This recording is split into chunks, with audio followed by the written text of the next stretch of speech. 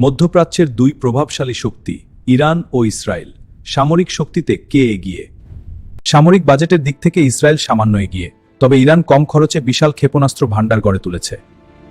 সক্রিয় সেনা সদস্য সংখ্যায় ইরান অনেক বড়, তবে ইসরায়েলের বাহিনী উচ্চ প্রশিক্ষিত ও প্রযুক্তি নির্ভর। বিমান শক্তিতে ইসরায়েল স্পষ্টভাবে এগিয়ে, তাদের কাছে আধুনিক স্টেলথ যুদ্ধবিমান রয়েছে।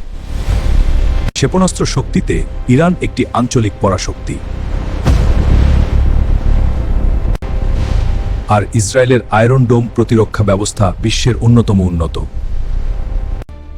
প্রযুক্তি ও সাইবার যুদ্ধে ইসরায়েলের সক্ষমতা অত্যন্ত উন্নত,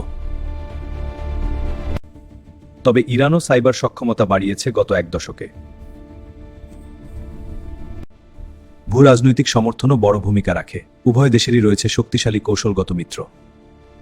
সামরিক শক্তিতে ভিন্নতা থাকলেও সংঘাতের চেয়ে কূটনৈতিক সমাধানই বিশ্ববাসীর কাম্য।